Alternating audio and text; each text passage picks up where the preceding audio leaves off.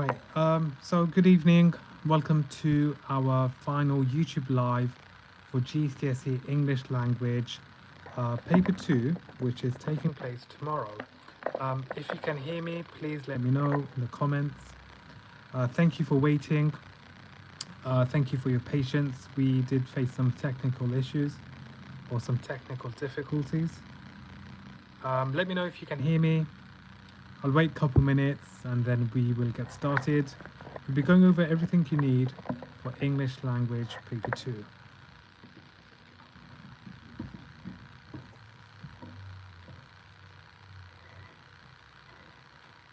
So if you can hear me, please leave a thumbs up.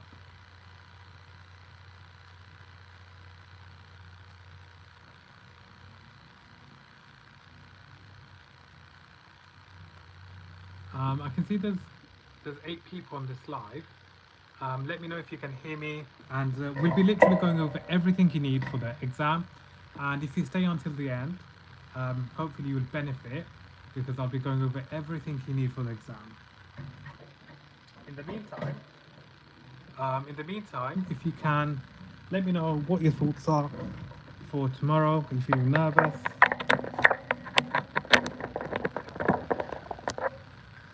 Okay, I can hear you. Perfect, excellent. Hi Kira, thank you for joining. I have the exam tomorrow morning. Okay, so best of luck. Let me just wait like 5 minutes, because otherwise it'd be unfair on the others. We'll wait 5 minutes and then we'll get started. Yes, feeling very nervous. Can you speak a bit quieter, please? Okay, that's fine. So what we'll do, in the meantime, if we can discuss what the exam is about tomorrow and what question is it that you are worried about or you need help with. Let me know in the comments, what question is it that you struggle with, because we can spend some time looking at that question. Let me know in the chat.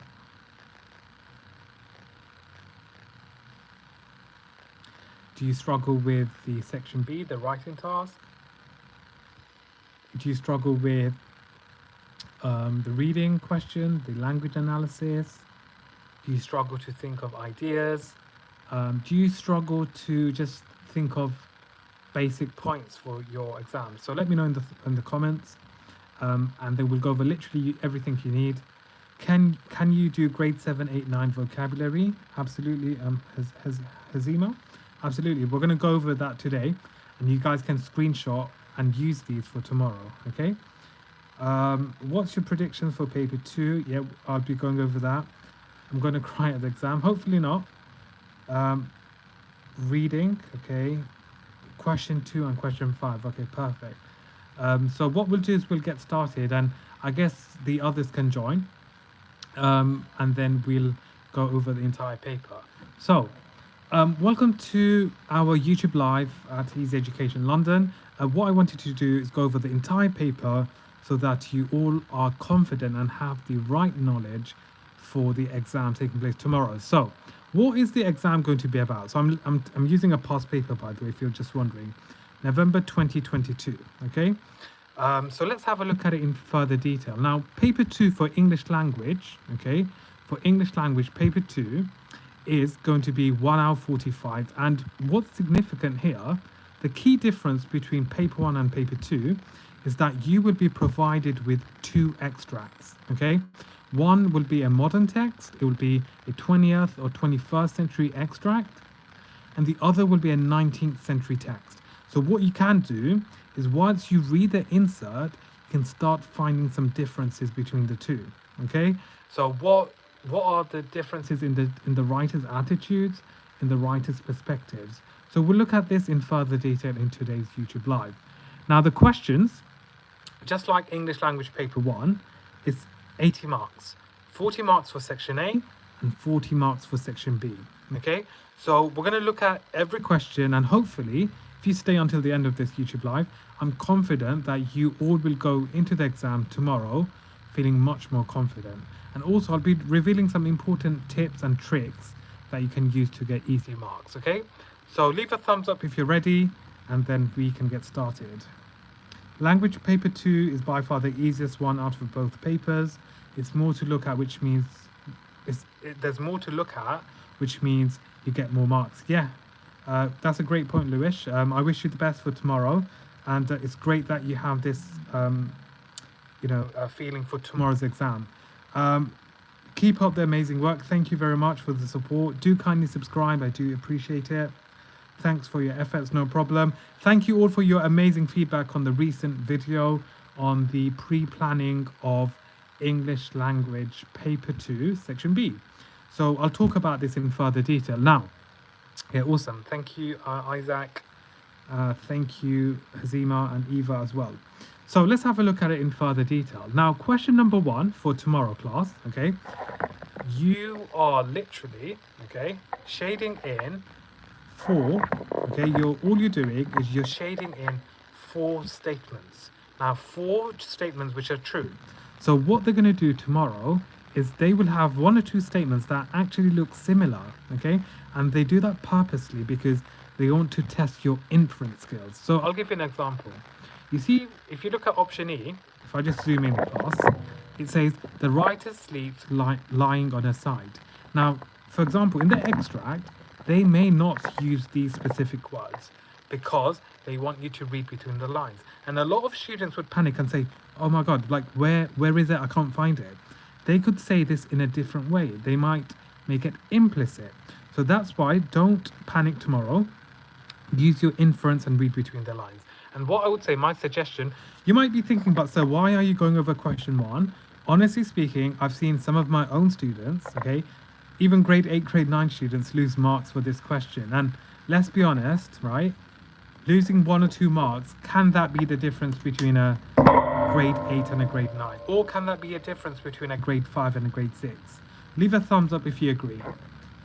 Can losing 1 silly mark or 1 easy mark in question 1, can that be the difference between a grade 6 and a grade 7?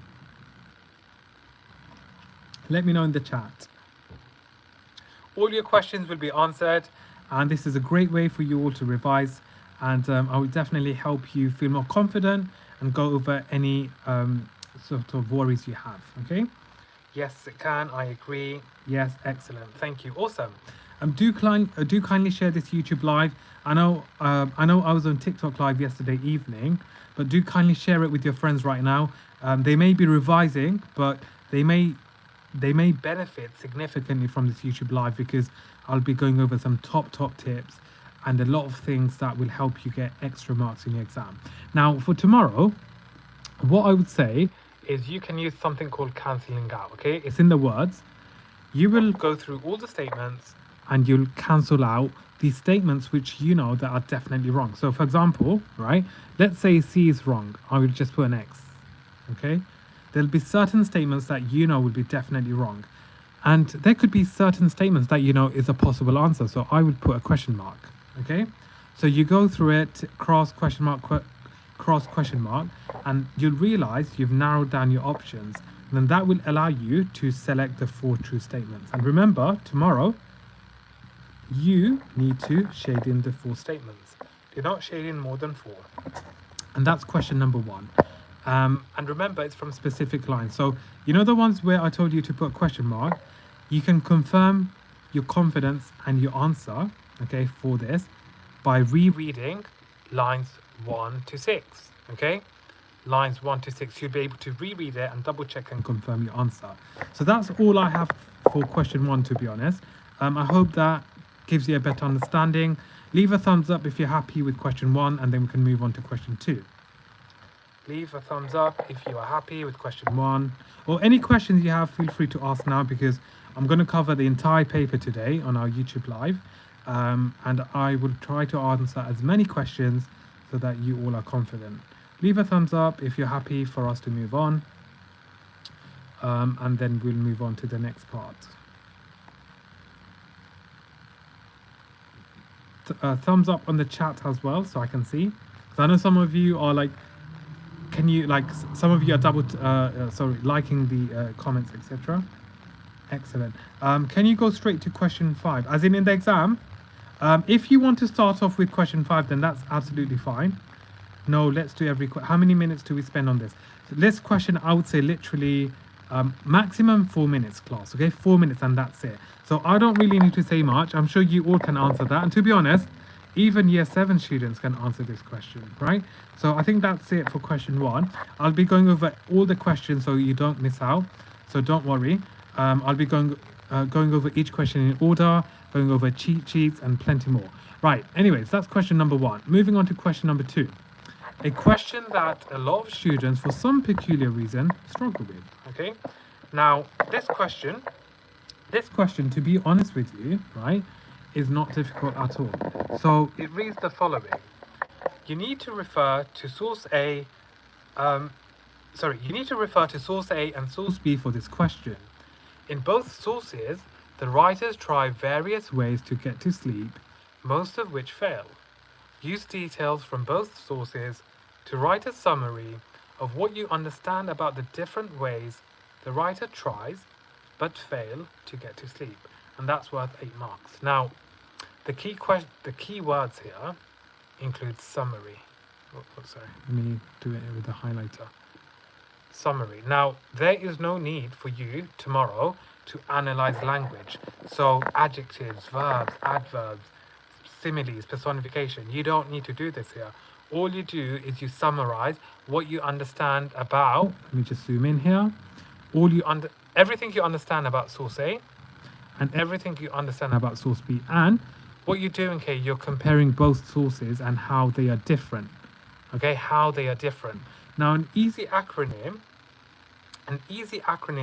you can use, okay, for this question is SQIC. Okay. To those of you who I teach, you'd know I've gone over this many times. What does SQIC stand for? So I know it's a bit messy, but I'm just writing it quick. SQIC. Has anyone heard of this before? So you'll write times 2. 2 of these paragraphs, SQIC. Let me know in the comments, have you heard of SQIC previously for question 2? Does anyone know what it stands for? Okay, can you go through, let's do every question. More in 2, 4, 5, please. Yep, no problem. Can you go through question 5? Yeah, I'll be going over it. Okay, thank you, sir. Yes, he is. No. Okay. Nope. Yes. In my school, we do PE paragraph. No. Okay, P. Okay, so for this question, an easy reference and comparison. So, statement here, you provide, yes, that's correct. Well done. So you provide a statement for source A, okay, and then you provide a relevant quotation, you provide inference. So inference, by the way, students, is different to analysis. When you analyze, you look at the words, you look at the connotations of that word and the meanings behind that word. Inference is simply what you understand. There's a difference. So a lot of students start analyzing. Do not start analyzing, because this question is you summarizing, okay? You're summarizing the differences between source A and source B.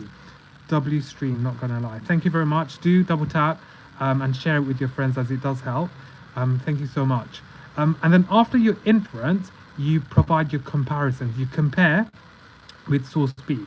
So just to reiterate, you provide a statement for source A, a quotation to support your statement from source A, then your inference from source A, and C is your comparison. You compare how it's different from source A to source B, okay? So that's literally one paragraph using SQIC, that's one paragraph, and then you do a second paragraph, same formula, same template, statement for source B, quotation for source B, inference for source B, and comparison from source B to source A. So you compare source A and source B. Now, if you're thinking, sir, can you show me an example? I will show you from the mark scheme, okay? I'll show you how the exam would like this same acronym for you to use for tomorrow. So let's have a look at it in further detail. This guy is so underrated. Thank you very much, Isaac. What is the best writing structure we can use in question 2, Jatin? It's a great question. I would say, look, it's up to you. If you've been taught a certain template, then that's completely fine. SQIC is a template that I teach my students, and it's an easy way to maximize your marks. And I'll show you with the mark scheme evidence of how you can maximize your marks using SQIC. Okay, so can someone on the chat kindly write the definition for each letter so people who are joining, they can copy it down as well. Um, he deserves more. Thank you very much, Isaac and SS. Thank you so much. I do appreciate it. Do kindly share our YouTube channel with your friends and family. If you're in year 10, etc., do kindly share it, and follow us on TikTok as well. Can you do question 4 because that's the hardest one? No problem. I'll be going over question 4. And as you all are joining in here and you're revising, I'll be going over this in further detail. Thank you, Eva. Yep, statement, quotation, inference, comparison. Excellent. So let's have a look at a model answer because that's how we learn. Okay, the best way is I've been saying this to my own students. The best way you learn, okay, is by looking at model answers. So if I just show you all the model answer, okay, here we go. It reads the following, and I'll identify using the SQI acronym, SQIC. So it begins, the writer in the modern text, Source A, says she tried lots of known cures like giving up coffee, sugar, and heavy dinners to help her sleep. Now, what we can establish here straight away, they have the statement and they have the quotation. Can you see the quotation marks? You have the S in pink and the Q has quotations here. What comes after the quotation, you may ask? I, inference. There's no need for analysis of language or structure tomorrow because that doesn't carry any marks. Inference, inference, inference. What do you understand? And you summarize. So you can be simply put, this shows that she had more information about diet, which helped her to make the right choices for her health. Scientists know that caffeine and sugar are stimulants and are therefore likely to keep someone awake. That is your inference, as you can see from this all the way to awake. Detailed inference, and after your inference, SQI, comparison in blue, the highlighted region. Whereas, so tomorrow, you can literally use whereas, however, on the other hand, in source B. So within that point, you will make a nice comparison. Whereas in source B, they didn't have as much scientific knowledge to understand about nutrition. So that, hang on, let me just... So that, can you see the blue brackets that I've drawn? That in itself can be one paragraph. Now the second paragraph, same concept as you've written on the chat. SQIC, statement, quote, inference, compare. Same thing for source B. Instead, the writer in source B is following her instinct, statement, that food will help her to sleep without any real knowledge of the science, statement. Now, after S, you have your Q, quotation. She's responding to an instinctive impulse to eat, which shows she's being guided by her own nature rather than science. So here you've got the quote. Okay, you're hungry. Yes, that must be it. That's your quote. And then after that in pink, you've got your inference. What you've noticed in these answers, you need to show detailed inference. She's responding to an instinctive impulse to eat, which shows she's being guided by her own nature rather than science. And finally, remember the blue here, your differences, the C, comparison. However, despite using science and nature, these methods were unsuccessful, which shows that insomnia is a very complex problem. That here is showing you the differences. As you can see in the mark scheme, it's showing you the differences. So in the comments on the chat, can you tell me, does this answer follow the SQIC acronym? Let me know in the chat. Does this answer follow the SQIC acronym correctly and accurately? Thumbs up if you agree. Does this response use the SQIC acronym correctly? Excellent, absolutely. So how many minutes do I spend on this question? I would say, you're probably looking at 8 to 10 minutes for this question. And remember, please remember for tomorrow, okay, you are not analyzing language, because if you do, then there's no marks. Something like this will allow you to score a level 4 response, 7 to 8 out of 8. Statement, quote, infer, compare, excellent. For what question is this? Question 2. Answer, also question 2. I was asked to write 2 PE paragraphs and combine link in the explanation. So is that okay to use? Yep, it is, absolutely. So that's something that you can use. Can I use the structure of PEI, 2 times, and in the first paragraph I write about source A and in the other in source B? Yeah, no problem. Absolutely, that's fine as well. Yes, question 2, yes, Zainab. Oh, hi Zainab. Is this my students? Because I know there's so many students here. Any of my students, let me know in the chat if you are tuning in to my YouTube live. So that's your question 2, okay? So is everyone happy with question 2? I've covered question 2. There's around 50 of you on this YouTube live. Do kindly share it with your friends as it does help us grow, etc. How did you find my explanation for question 2? Let me know in the comments. I'm open to feedback. Did you understand the acronym that I've gone over? Was it clear? Did you understand? Let me know in the chat. So SQIC, very simple. Like I said, this is easy education. Sorry, I am just tilting the camera here. Oh, hi, sir. Oh, hi, Zainab. Thank you for joining. I'm your student, Isaac. Okay, I'm your YouTube student, same. Excellent. Thanks, sir. It was useful. I'm joking. Okay, so I was struggling with question 4 the most. Can you give us a pre-planned layout? Yeah, no problem. So we'll look at that in further detail. Okay, right. Leave a thumbs up if you are happy with question 2. I do want to move on to question 3. But in the meantime, if you are happy with question 2, leave a thumbs up. If I see lots of thumbs up, then we'll move on to question 3. Leave a thumbs up if you are happy with my explanation for question 2. And then we can move on to question number 3. Do you teach Edexcel 2.0? No, unfortunately not Edexcel 2.0. I just teach Edexcel, GCSE, AQA, Educast, and OCR. Okay, perfect. Wow, there's a lot of thumbs up. Excellent. So is this for Edexcel? This one's for AQA, but you can use the same concept when comparing, okay? Now, I'll be going over some things that overlap for all exam boards. So in the writing, is it okay if I use quotes and explain what language technique it is?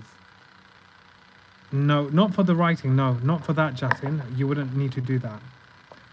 Lol, we practiced this in class.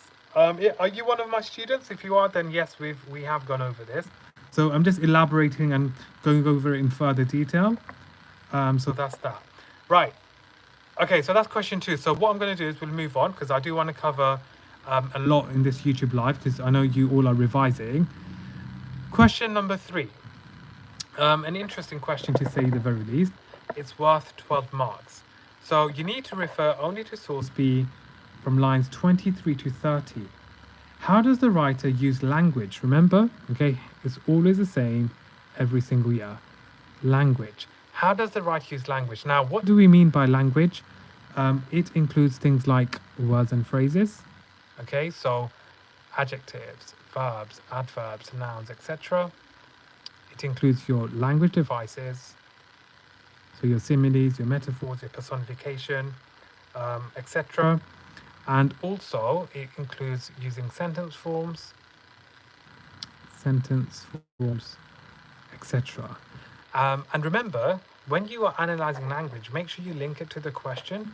So here it's about how the writers describe the mosquitoes and their impact, and it's worth 12 marks. Now, if it's worth 12 marks, we know it is similar to English Language Paper 1, but what's the difference? Long story short, it's longer, so that means you need to come up with more. What do you need to come up with? You need to come up with more points, because generally speaking, the more points you make, the more marks you'll get. And what acronym you can use, okay, for what acronym you can use, or what's the acronym you can use? You can use something called PETAL. Okay, I'm sure you all have heard of PETAL. Some of you use PEE or PEAL, whatever. If you use PETAL, that's fine. If you have other acronyms taught by your teacher, that's fine. How many PETAL paragraphs are you writing for this question? You're ideally looking to write at least, I would say, 3 to 4 PETAL paragraphs. And how do you score the top marks? You explain and you analyze the effect of language and provide perceptive analysis. So you'll see this in the mark scheme, and I'll show you this in further detail. In terms of timing, It's 12 marks, so you spend around 15 minutes. Now, if you're stuck tomorrow, let's say you have a quote and you're struggling to think of a language device or a specific word or phrase, what can you identify it as? To those of you who I teach, you would know this. I've covered this in our classes. What happens, just in case tomorrow, naturally, your mind may go blank, you have a quote and you're struggling to analyze the language. What can you label it as? Easy, trick, an easy way to get marks. Does anyone know? Let me know in the chat. For question 3, what are the easiest language? For question 3, what are the easiest language techniques to notice straight away? That's a great question. I would say most certainly you would look at things like, first of all, your words and phrases, adjectives. You can write a paragraph on adjectives or verbs or adverbs. Easy marks. It's always relevant to language. So that's my advice. In terms of the devices itself, you'll always find metaphors, hyperbole, personification. That will always be there. And simile. You'll always find that. I hope that's answered your question. For the mess structure in question 5, do you use it for each paragraph or do one on money and then another paragraph on education? Yeah, that's correct. So it'll be separate, Emmanuel, for the mess structure. So I can tell that you've been watching my YouTube video. So thank you so much for the support. And no problem. I hope I've answered your questions.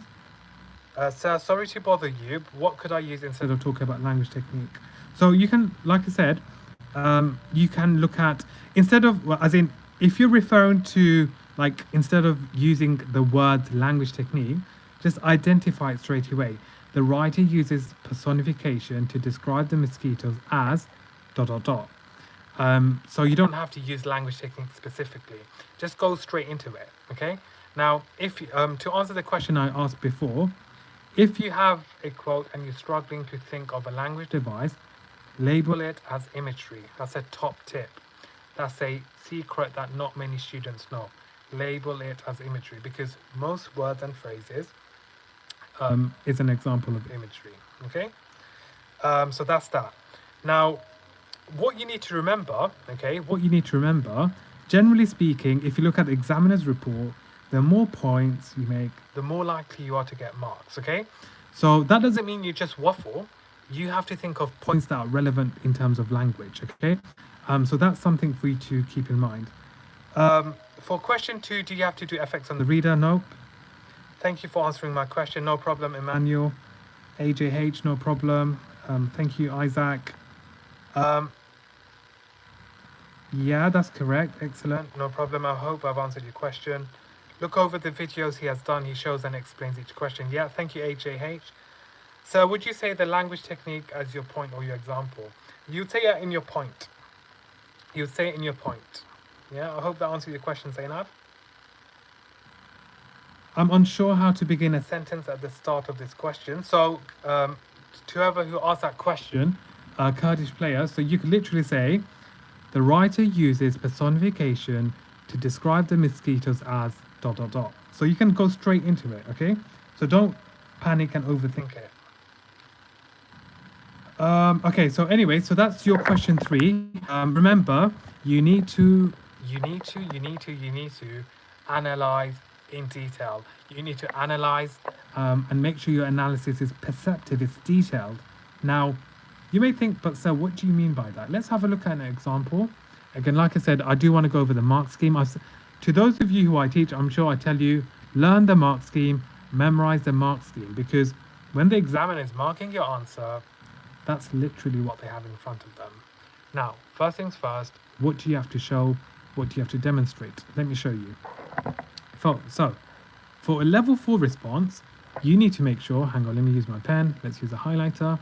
For a level 4 response, your answer needs to be detailed and you need to show perceptive analysis, okay? Detailed meaning you expand upon your analysis. Talk a lot about a little, okay? So when you have a quote, talk a lot about a little and zoom in and look at the connotations. Secondly, a keyword for level 4, for a grade 8, grade 9 top marks, perceptive analysis. That means you look at not only the explicit, okay, but you also look at the, does anyone know? What else can you look at? Explicit and what's the other one? Can anyone tell me on the chat? Okay, thank you. No problem, Zainab. So for question 3, do you start with the writer's name or can you write the writer shows this? This is shown by this, ... Yeah, you can literally say that, AJH. You can literally say, you can name the writer, that's fine. But if you just want to say the writer, then that's fine. Do you know why I say that? Is because it will be from a specific source. So let's take question 3, AJH and everyone else. It's on source B, so they know what you're referring to. So yes, I can see a lot of you writing implicit. Yeah, well done, excellent. So I'm just going to write implicit here. Okay, so implicit. So don't just state the obvious. Okay, that makes your answer generic and boring, and that's what most students are going to do. You have to look at the implicit as well. So read between the lines and see what you can find within the quotes. And you have to be very eclectic with your quotations, because I'll show you this example. Okay, this example I went over previously with some of my students, and I just wanted to show you how this is a great example of how you can get top marks. Now it reads, the writer metaphorically portrays the mosquitoes as soldiers at war as she describes their never-ceasing war song. Now, have you noticed here, I see a lot of my students say the writer uses a variety of language techniques to describe the mosquitoes, full stop. A lot of students do that. Do not do that. That's wasting time. Time is of the essence in the exam. Just go straight into it. Look, can you see how they've gone straight into it? So that's that. Implicit. Jesus loves you. Okay. The writer metaphorically portrays the mosquitoes as soldiers at war as she describes the never-ceasing war song. The point, the evidence. You see how it blends in really well. This suggests that there is an ongoing battle between her and the mosquitoes. Look, this is the effect. Can you see? Highlighted in green. Hang on. If I just zoom out. The effect. Remember, I said this previously. Focus on the effect. What is the effect? You have to explain this in further detail. So this suggests that there's an ongoing battle between her and the mosquitoes, and they're continuously taunting her with the tribal cry. How many students would comment something like this? This is what I mean by providing implicit analysis. In the same phrase, she uses sibilants and long vowel sounds to echo the endless irritating sounds of the mosquitoes. Look at that. This is what we mean by perceptive analysis. That's something that you need to remember. The writer exaggerates the impact of the mosquitoes by personifying them as soldiers. Look at that sophisticated commentary. How many students would say that? Not many. You have to make sure you are unique and you provide unique analysis. This is what I mean, students. Be perceptive and think outside the box. The writer exaggerates the impact of the mosquitoes by personifying them as soldiers, creating a sense of irony that something so tiny could be so terrifying. Now, as you can see, this is a prime example of a grade 8, grade 9 answer, because let me show you. Like I said, please learn the mark scheme. Even tonight, go over the mark scheme and understand what you're looking for. Can we agree that this answer is detailed? Yes, it is. Can we agree that it's perceptive? Yes, it is. Now, within that paragraph, within that paragraph, look, how many devices have they actually identified? Look, they've identified the metaphor, that's one. They've identified the second one, which is, I believe, if I find it here, sibilance. And they've also identified personification. Can you see? This is what I mean. This is what I mean by detailed language analysis. Look, this is exactly what the exam would want. Detailed analysis. Talk a lot about a little. Can you see from that same quote, just that same quote, right? Remember, look, never ceasing war song, ... From that same quote, look how much they've said. Leave a thumbs up if you understand what I'm saying here. Talk a lot about a little. Can you see? Never ceasing war song. Just from that quote, they found a metaphor, sibilance, and personification.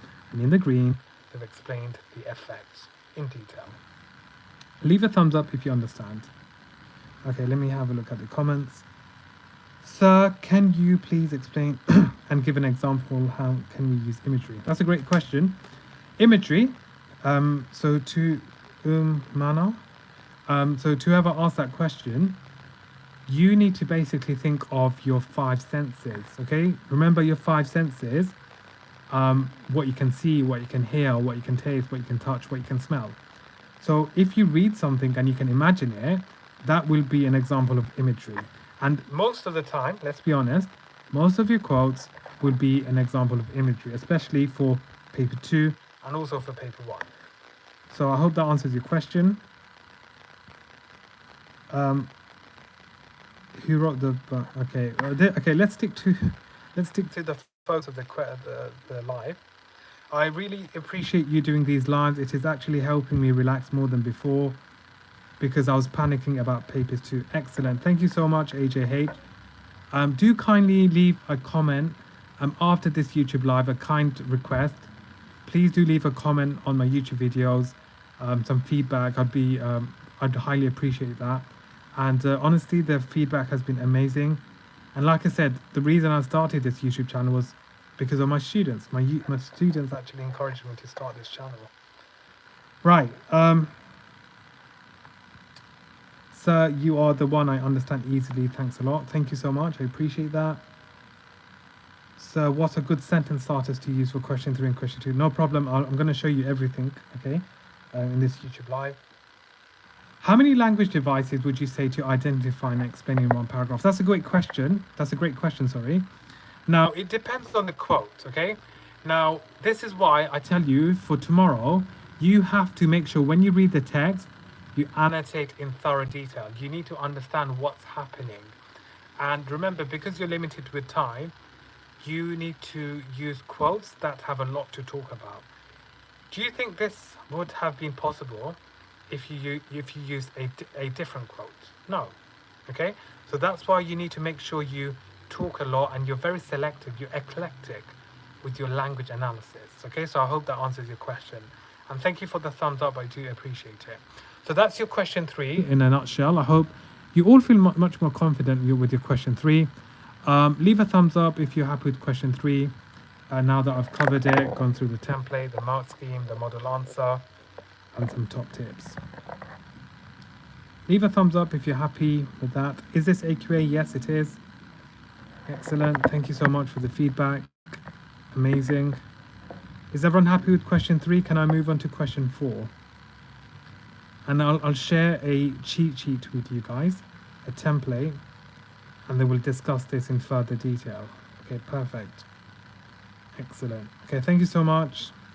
Does anyone do Edexcel? Yeah, I believe there are some students here doing Edexcel. Look, you know Edexcel, you'll see I'll be going over some important top tips for Edexcel as well. Now, your question 3, okay, would be language and structure, okay? So the only difference between Edexcel and AQA here is that your question here would be on language and structure, it'd be both. But can you still use the same template? Yes. Can you still cover these points? Yes. So they overlap. So everything I'm saying is relevant. The only difference is the marks allocated. Okay? So that's question 3. Now moving on, I'm going to move on to question 4. So question number 4, okay? The last and final question for section A, which is your reading. And then we'll go over the most important question in the entire paper, which is your section B writing, okay? And we'll discuss this in further detail. Right, so question 4, the last and final question for section A.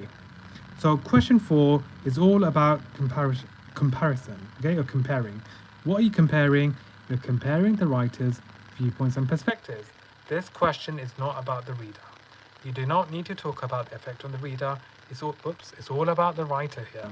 You're comparing the writer from source A, and remember, it's the whole of source A, and you're comparing with the whole of source B.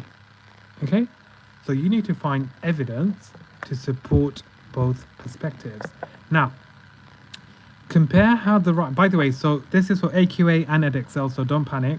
Edexcel is 7B. Okay, so question 7B when you're comparing text 1 and text 2. Compare how the writers convey the different feelings and perspectives on their experiences of sleep and sleeplessness. Compare the different feelings and perspectives. Compare the methods. That's the keyword I'm going to highlight. So for AQA, they actually do provide you with bullet points to support you. Now, what do we mean by methods? When you are comparing A and B, source A, let me write this. When you're comparing source A and you're comparing source B, okay? What are some things that you need to look at? Language. Look, you have one paragraph comparing the language, okay? And then, if I scroll down here, you'll have 1 times structure and 1 times structure. Okay, so this is just me telling you briefly of what you need to cover to support your perspectives, because this question, okay, this question, like I said, is comparing the feelings of the writer. And remember, it will differ because one is written in the 20th or 21st century, whereas the other is written in the 19th century. So that's something that you need to remember.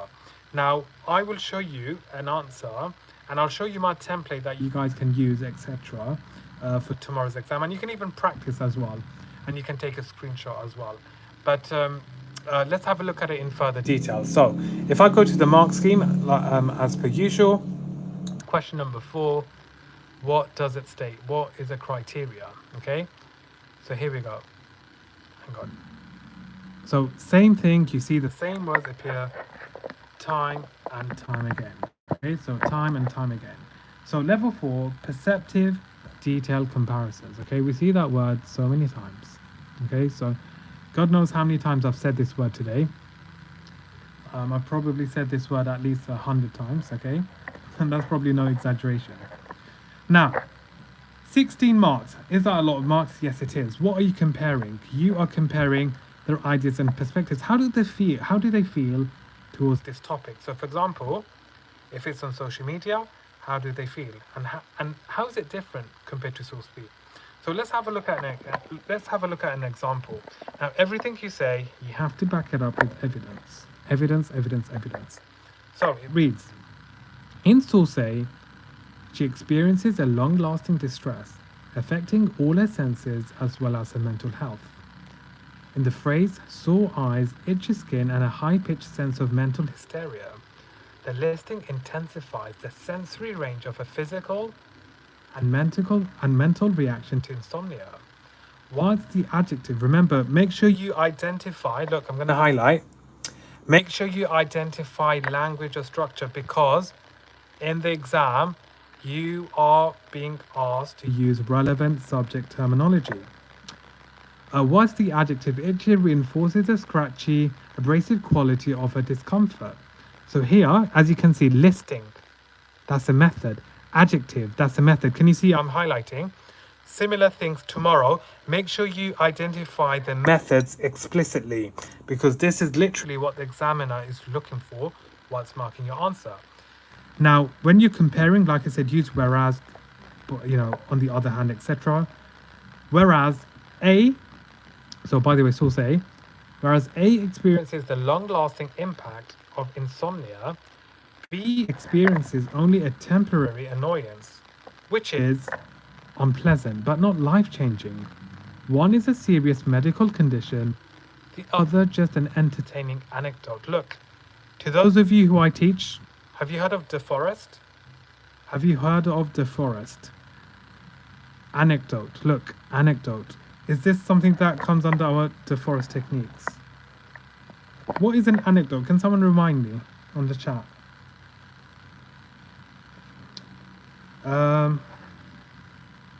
Sorry, I'm a bit backlogged with the questions. Yes, I do Edexcel. Awesome.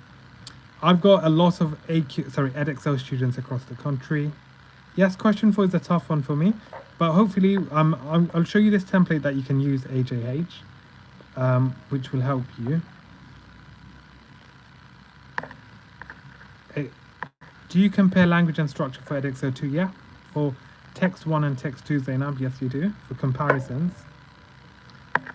I hope that answers your question.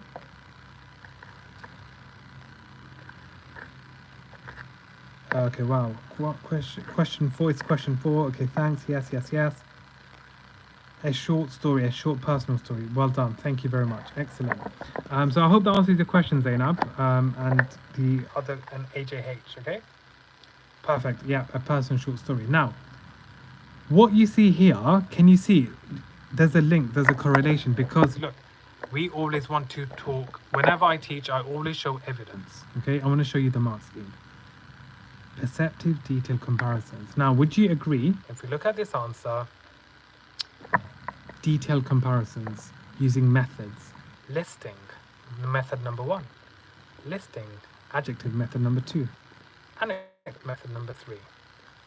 Something easy, and every grade 9, grade 8 answer shows this. When you compare tomorrow, make sure you are regularly finding evidence. And you may think, so how do I do this? When you start the exam, you start annotating, you need to start labeling everything from language to structure. So tomorrow's exam, there's a lot of annotating because that will save you time tomorrow. Please remember. Now, so after the anecdote, now you compare back to source B. In source B, the writer uses second person to switch. Look, second person. What is this? Is this language or structure? Is this language or structure, students? Second person. I wonder. I mean, to those of you who I teach, I'm sure you'd know this. We've covered this a million times. Second person. Language or structure? Let me know in the comments. Is it language or is it structure? Please let me know in the comments. A personal short story, yes. Yes, it does. Thank you, no problem. How long do you spend on question 3 and question 4? Okay, in terms of timing, so if you're talking the language analysis question, then you're spending around 15 minutes for question 3. Question 4 is 16 marks. You spend around 16 to 20 minutes, okay? So that's that. So I hope that answers your question. Structure. Thank you, AJH. Structure. Kurdish player structure. Mana. Structure. Yes, that's correct. Anyone else? Is it structure or is it language? If you did say structure, then yes, well done. Now, in source B, the writer uses second person to switch the position of reader and writer. Her experience becomes our experience. The soothing, reassuring tone. Look, again, using relevant subject terminology. Tone. Tone is another key terminology. Does that fall under language or does that fall under structure? Let me know in the comments. I wonder, what is tone? Can someone remind me? Because I've seemed to have forgotten. Is tone language or is it structure? Tone. So we went over second person. It's tone language. Let me know in the chat. So just comment below and then we can discuss. Is tone language or structure? Could it be language or could it be structure?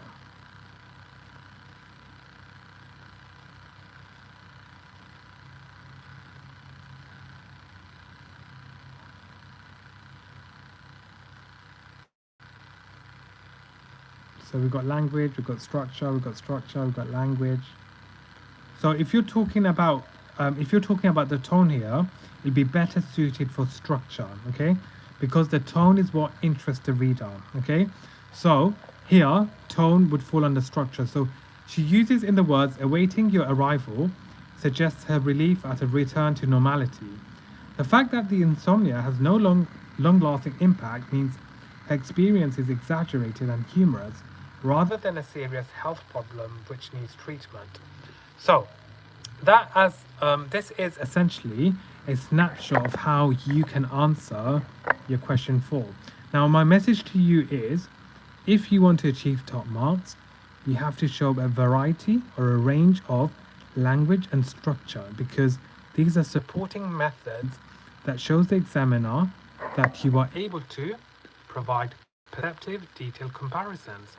Not only that, if I look at it, can you see I've highlighted all the relevant subject terminology, listing, adjectives, anecdotes, second person tone.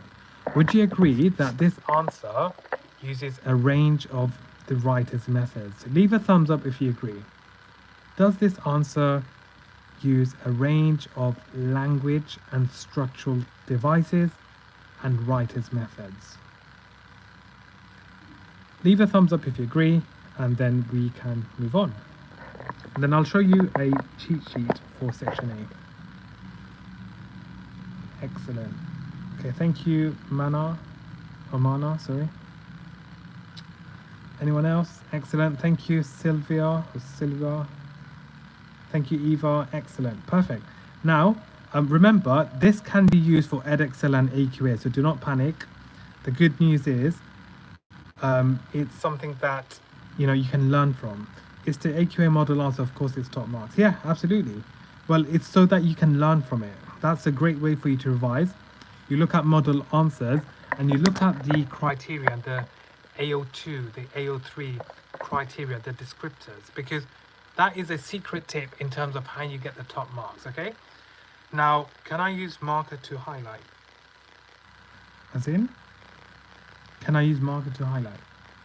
As in your pen, if you want to use your pen to annotate in the exam, then yes, that's fine. Okay, so that's your question. Now, what I'm going to share with you now is a cheat sheet that you all can use for paper 2. So, can everyone see this? Let me know. Let me zoom in. Because this is Easy Education London, we do want to make your education easy. Can you all see this? Let me know, is it clear? Is it blurry? Sorry, hang on. Sorry, I've got this stand. I'm trying my best to manage it. Can you all see this paper 2 cheat sheet?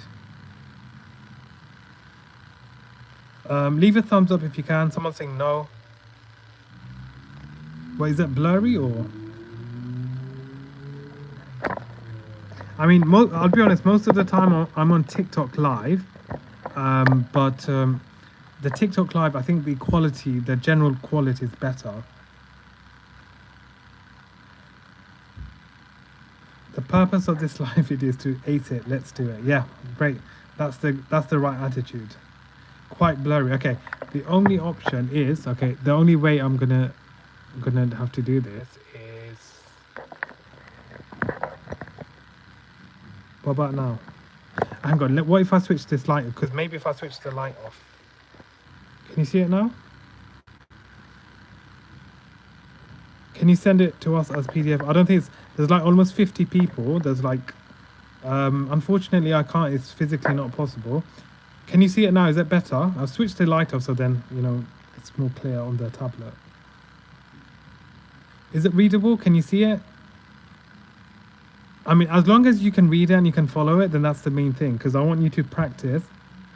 AJH, much better. Thank you. So this is your cheat sheet, your template, how to structure your answer for questions 2 and question 3. I will scroll down, take a screenshot, okay? Take a screenshot and then leave a thumbs up once you're done. Leave a thumbs up once you've taken a screenshot, and then I'll scroll down and then you can take a screenshot of the rest. Look, this is a great cheat sheet you can use because you fill in the gaps. That's all you do to get the top marks. Because I know a lot of you say, so how do I start? How do I do this? Leave a thumbs up if you've taken a screenshot and then we'll move on. Yes, excellent, done. Okay, perfect. Thank you, Isaac. Thank you, Eva. Why don't you just read out? Because if I read it out, then it will drag on for a very long time. It's just to save time, and I know some of you want to go to sleep early for tomorrow, so I'm just cautious of time. Excellent. And I do need to go over question 5 as well, because if I go over it in detail, it's going to take forever. Perfect. Excellent. Okay, so if I scroll down, question 3 and question 4. Yeah, so here we go. I hope you all can see that. Let me just try and bring that closer. Please kindly take a screenshot. You can use this for tomorrow's exam. This is a template, it's a cheat sheet for English language paper 2. Your question 3, your question 4. The comparison question. comparing the writer's viewpoints and perspectives. Can't see, is it very blurry? I mean, I tried my best. What if I put the, hang on, let's try to put the brightness all the way up. What about now? Does that make a difference? I've switched off the light, but I mean, on my screen it shows, like from my phone, I can see it's clear, but can you just write clear or unclear in the chat so I know? Done, sir. Okay, thank you, Isaac. No, it's clear now. Perfect. Perfect, excellent. So that's your question 3 and question 4. Moddy Fox, change your resolution in settings. Clear, okay, excellent. Thank you, Shannon. Thank you. Wow, okay, so many. Okay, clear, okay, perfect. Okay, that's fine. Okay, also, please do kindly give this YouTube Live a like, and do kindly share our YouTube channel as we have plenty more exciting videos on the way. And is anyone here from my TikTok live yesterday? Just out of curiosity, I mean, I did ask yesterday.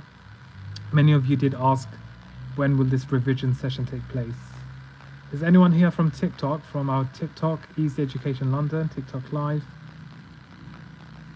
No? I'm assuming most of you are from our YouTube, and that's fine. Okay, perfect. So that's your question 4. Okay, that's fine, no problem. Okay. Oh, hi.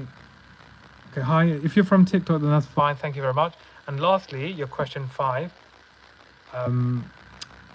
Cheat sheet. So if you take a screenshot of this. Hi, me. I'm from both. I'm from TikTok. Thank you very much. DeMarco and AJH, thank you so much for joining. So yeah, if you can take a screenshot of this, that would be amazing. And then we'll move on. What is your prediction for question 5? Yeah, we're gonna get into that just in a few seconds. Okay, done. Okay, perfect. I'm assuming you all have taken a screenshot. So what I'm gonna do is I'm gonna move on. So that's your question 5. That's your paper 2 cheat sheet. So do you find this helpful? Let me know in the comments. Is this something that you can use? It's basically a template, a step-by-step process for each individual question. Let me know on the chat what you all think. Is this a helpful cheat sheet that you can use for tomorrow? Is this something that you can practice using as well? Yeah, yes, very excellent. Thank you, Mr. Landa. Appreciate your support. Beautiful, thanks so much, sir. Okay, brilliant. Okay, excellent. Cool. So let's move on now. So let's move on to the last and final question, and then we can conclude. And depending on if you guys want me to carry on for slightly longer, since it's our last live, I don't mind actually going slightly over. We are just approaching 1 hour on the YouTube live, but it's fine. Where did I want to go? Hang on. Yeah, sorry, hang on. Here, sorry. Okay, if I go to question number 5. So, section B, writing. The last and final question. The last ever question that you'd be doing for English language. Now, paper 2, section B, is persuasive writing. You need to remember the purpose of this writing task is to persuade. So you need to show the examiner the ability to convince the audience, the ability to convince the examiner using a variety or using a myriad of persuasive writing techniques. So we're going to look at this in further detail. It's 40 marks. If you want to achieve top marks, this is a question to really focus on tonight and tomorrow morning. And just out of curiosity, does anyone prefer starting off with section B writing? Let me know in the comments. Is anyone planning to start off with section B writing tomorrow? Yes, very helpful. Thank you very much. Any of my students on this YouTube live, let me know if you have any questions. How's your preparation going? Any of my students, I would probably know from your username anyway. So, sir, very helpful, thank you. Sir, when it comes to question 5, is it more easier to go straight to your argument, or in the middle mention the argument? It's up to you. If you feel like you want to go straight into it, then go straight into it. Okay? Or if you want to have an introduction, then that's fine as well. Because the introduction will tell them already what your argument is about. Okay, so I hope that answers your question. And to be honest, you can go straight into it. That's fine. Okay, if anything, that saves you time. So if I got a question 5 on language paper 2 about a speech or letter, and I wrote an article and said, could I still get 40 out of 40? Yes, you can. Because remember, a common misconception, Kiyosuke, or I don't know if I pronounced that right, but a common misconception is if I accidentally write a speech instead of an article, will it have a significant impact? Not really, because the exam board, they're interested in the actual body of text. Okay, so I hope that answers the question. Now, I like it first. Could you do one for Educast? Well, this one here is for AQA, OCR, Educast, EdXL. It's all exam boards. The only difference for Educast, I teach Educast students as well, is you've got 220 markers, but it's the same concept.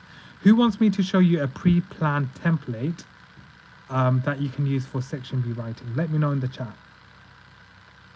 Who wants me to share my pre-planned template, my generic pre-planned template that I've created that you can use for any exam, section B for paper 2? So I need separate revision for my English language paper 2 for tomorrow. I don't understand. Yes, Mariana, Eva, yes, I find it easier. Thank you. So what do you think, what can come up for question 5? Can you predict? What exam board is this? Yeah, I'm going to go over my predictions right towards the end. What exam board? AQA. It's all exam boards. Right now we're going over section B for English language. Please answer me. Yeah, I've answered that. So I'm going to go over predictions towards the end. AQA, EdXL, OCR, yeah, all exam boards. Thank you, love, for the help. No problem. Me, I want, please. That's crazy. It wasn't. I'm confused. Me, sir, you're the best. Me, please. Okay. Yes, please. Okay. Right. Sorry. Now let's have a look at the template. Now for tomorrow, okay, you may be asked to write a letter. You may be asked to write an article. You may be asked to write a speech. Now, regardless of what comes up, I've created a pre-planned template that you all can use. And there's also an acronym. Let me run through the acronym. Who remembers the acronym we use for planning section B writing? I've got an acronym that I've taught my own students in class that they can use, and regardless of what the question is, they will ace the exam. Who can tell me what the acronym is? And I'll be able to tell. If you've watched my recent videos, you'll probably be able to tell. For paper 2 English language section B. Excellent. MESS. Brilliant. Thank you very much. So MESS, okay? So MESS is literally an acronym that you all can use to plan your answer. So M stands for money. E stands for education. Okay, if you need to write this down, write it down because you may need it for tomorrow. E is environment.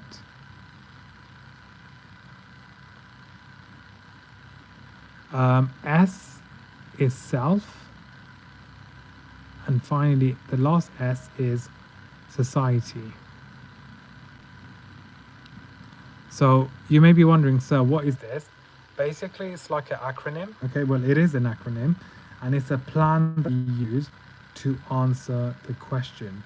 So regardless of the question, if it's on insomnia, if it's on social media, if it's on environment, if it's on mobile phones or smartphones, if it's on fast fashion, regardless, if you have this plan, I promise you'll be able to write an excellent answer, because every question you write, you will always try to link it to money, education, environment, self, and society. So in terms of money, how does it link to money?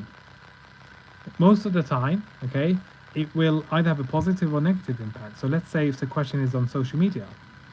If it's on social media, how does it impact us in terms of money? We know in terms of social media, it's a blessing. It's the modern day miracle, because young people, old people can earn money from social media. Isn't that a blessing? If you go back 20, 30, 40 years ago, people didn't have this opportunity. People didn't people weren't able to actually earn money from YouTube and TikTok, right? For example, me doing this YouTube live, I'm able to earn some money because of social media.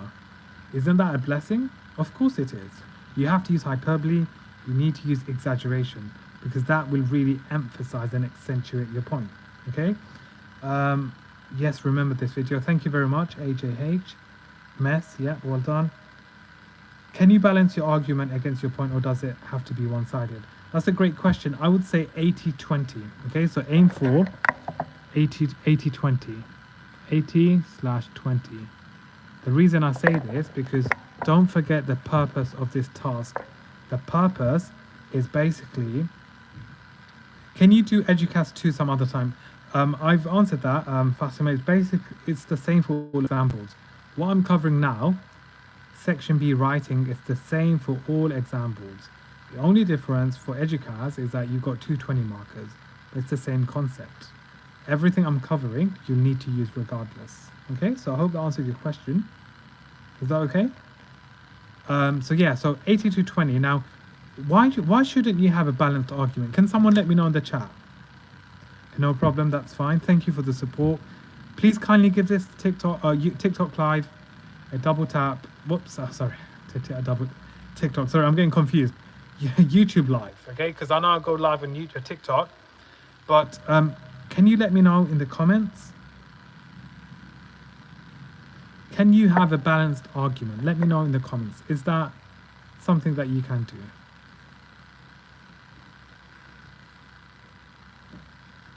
Because it could mess up your point. Close. Shows you understand the statement. I mean, yes and no, because it won't be persuasive. That's true. Now, for you to get the top marks, okay, for you to get the top marks, if you give the counter, then tell us why it's invalid. So generally speaking, 80% of your answers should be why you agree, or your reasons to why you agree, your strong points. 20% is why some people may disagree. It's unclear. So is it because of the light? I think it's the light that ruins it. Is that better? Is it because of the light, the desk light? I guess it could be because of that.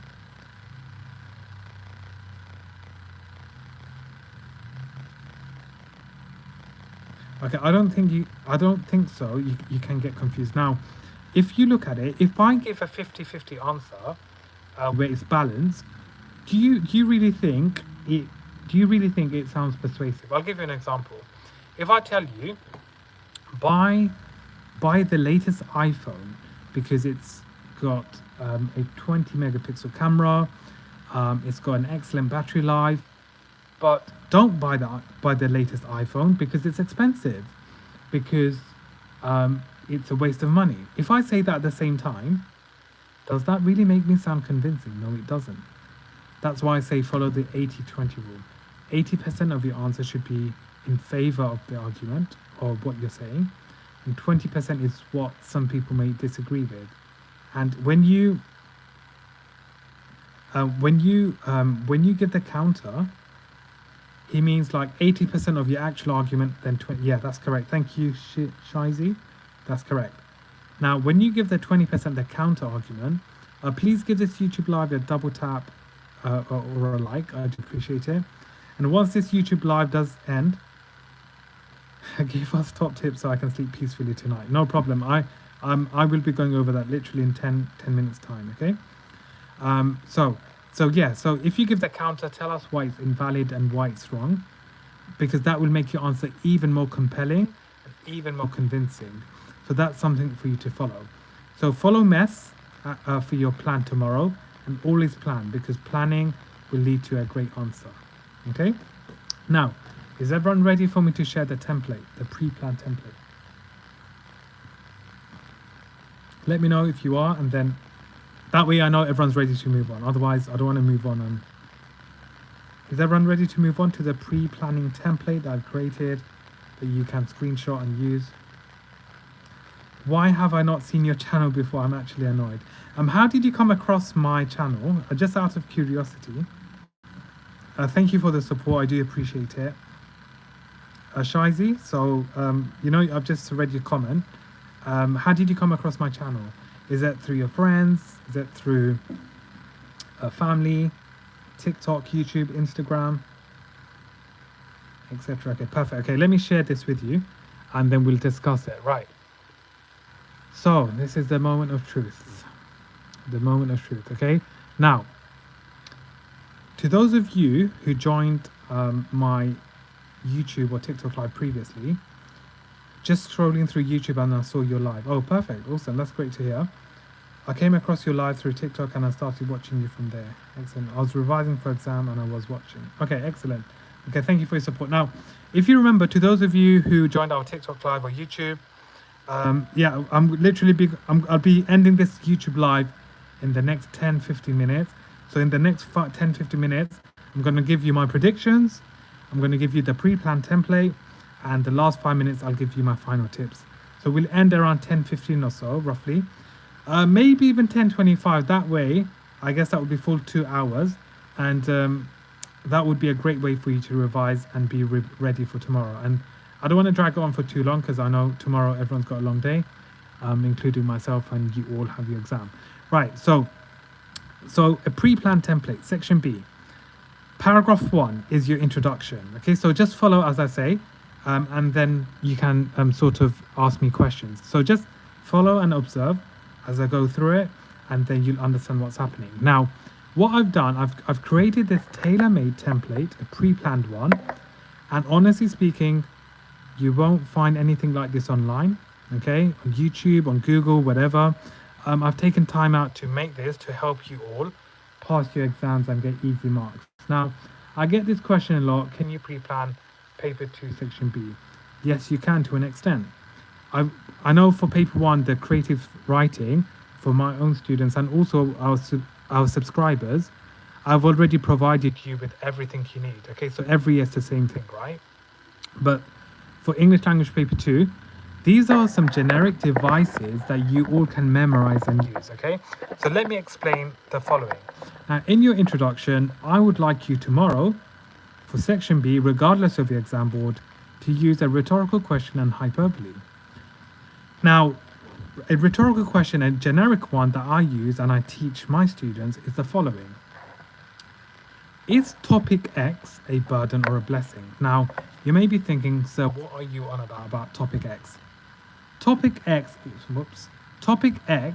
the topic provided. So for example, if it's social media, all you do is you replace topic X with the words or the phrase social media. As you can see from the example, is social media a burden or a blessing? That's the first thing you can say, and it's evocative and it's engaging and it draws the readers in because it gives them an idea of what you are going to be arguing. But it's very sophisticated as well, and it's almost open-ended as well. Not only that, within that first paragraph or your intro, I'd like you to use hyperbole because in the exam mark scheme, it states students are expected to use a variety of language devices. So, hyperbole is extreme exaggeration. So same concept, topic X is a gift sent by God. So I've replaced it with social media. So if the question is on social media, you'd say social media is a gift sent by God. If the topic given is sports, okay? Topic given, let's say tomorrow it's on sports. Sports is a gift sent by God. Can you see how this works? All you do, you replace topic X with the topic provided. Sports is a gift sent by God. If it's social media, social media. If it's smartphones, smartphones, whatever.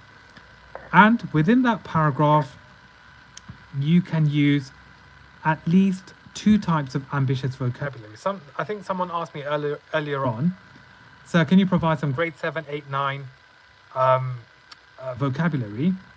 Take down preposterous and pivotal. You can memorize this tonight and use it tomorrow. Preposterous means when something's ridiculous. So it is simply preposterous that some believe social media is a disease. Social media is the devil's playground. Okay, as an example. Pivotal means when something's important. So Pivotal means when something's important, when something is essential, okay? And finally, within that paragraph, you want to use a semicolon and a dash, okay? So if you use that, then you will be able to get the top marks, okay? Okay, so I can see okay, hi to I can just see my sibling here as well, okay?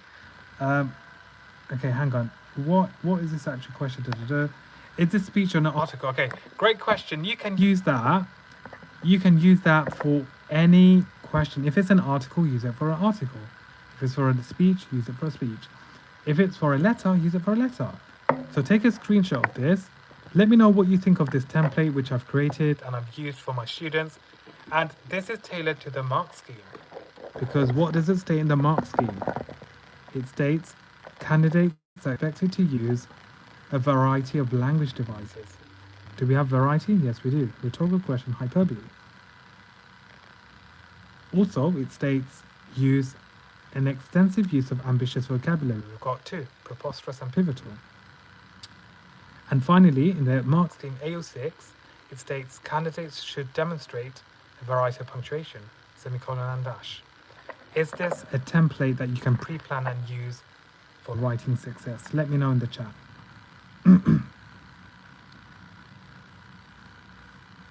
Okay, let me know in the chat. What do you all think of this template, this pre-planned template? Is it helpful for your intro? Let me know once you've taken a screenshot. Let me know your thoughts and then we'll move on. Really good tips. Thank you very much. Thanks. Thank you so much. I think, yeah, brilliant. Yeah, exactly. Think positively. So thank you very much for that comment. Absolutely. You have to think positive. You all will be fine. Do not stress. If you stress, if you worry, think about it. I say this to my students. If you worry or if you stress, is that going to help you get extra marks? No, it's not. So why worry? Why stress? I know it's easy said than done, but honestly, don't stress. If you follow what your teachers tell you, what I've been telling you, then hopefully you won't be cooked. I'm overcooked. No, hopefully you're not overcooked. Guys, we can do it. Thank you, Ifra. Yeah, exactly. That's the optimism we need.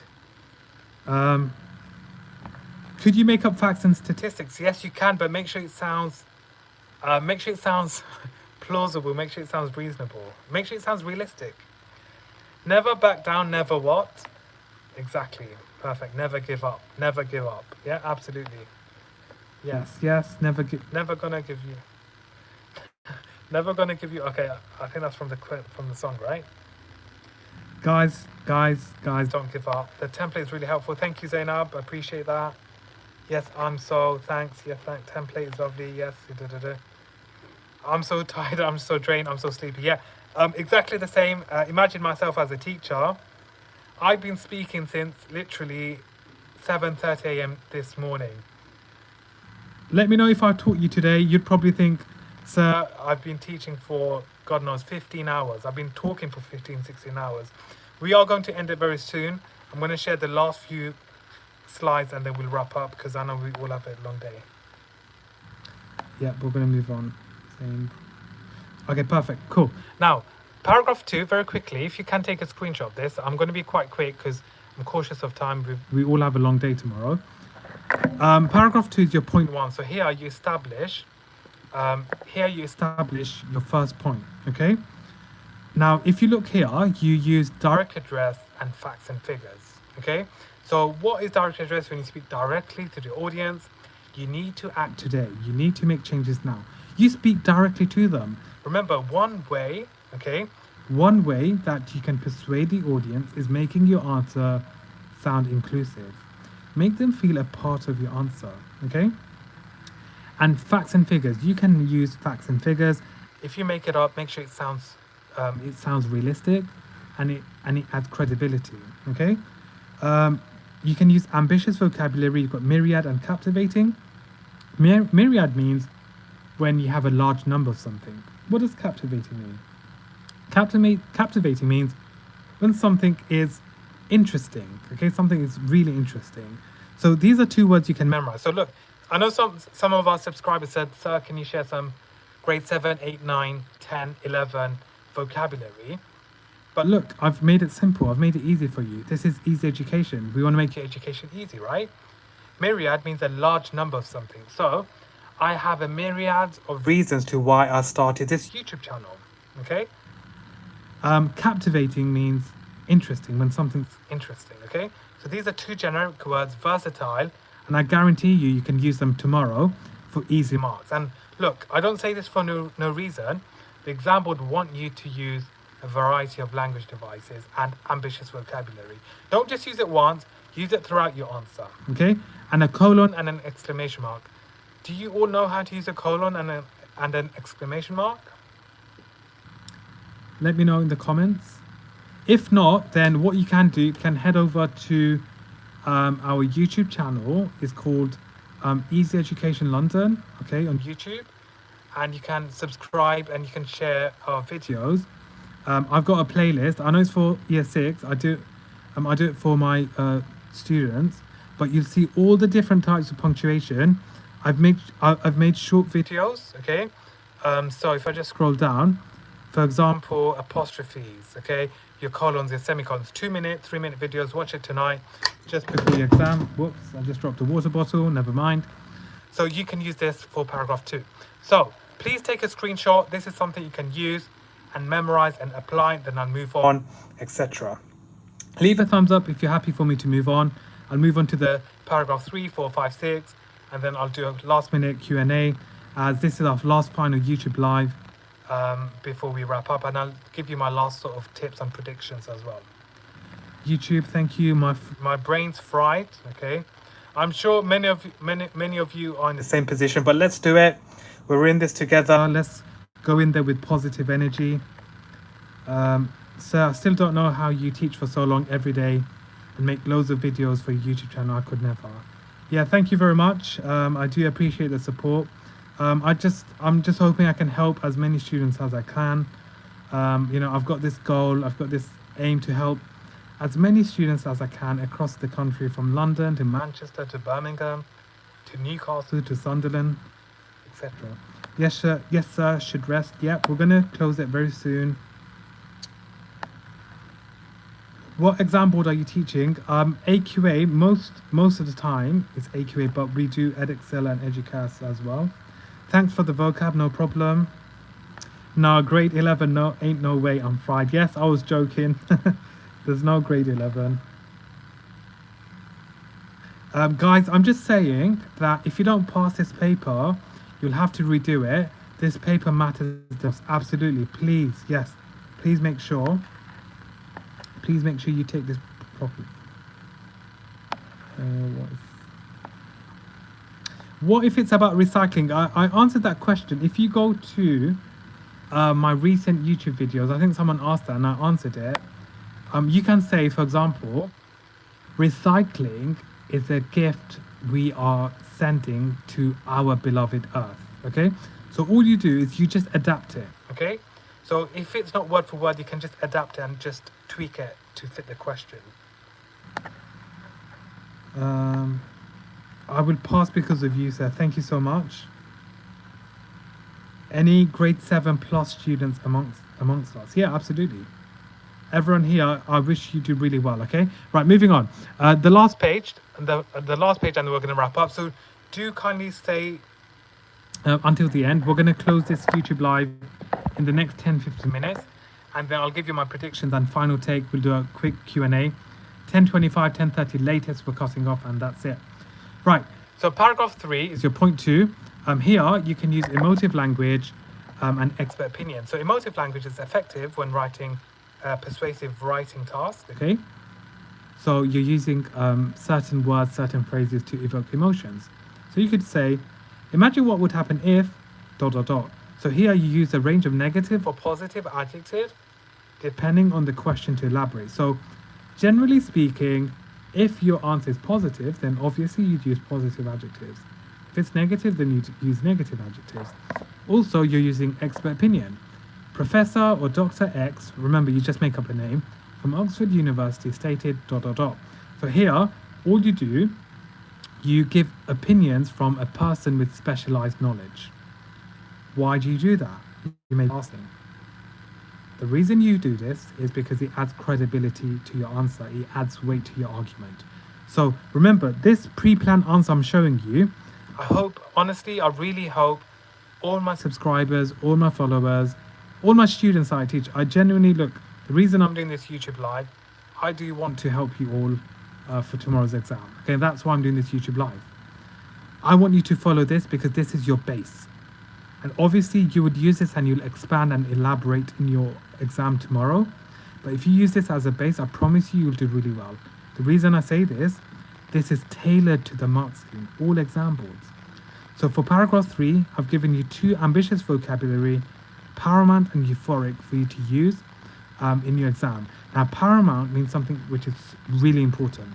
So for example, it's paramount that you pass English and Maths GCSE, right? Because you need that in the future.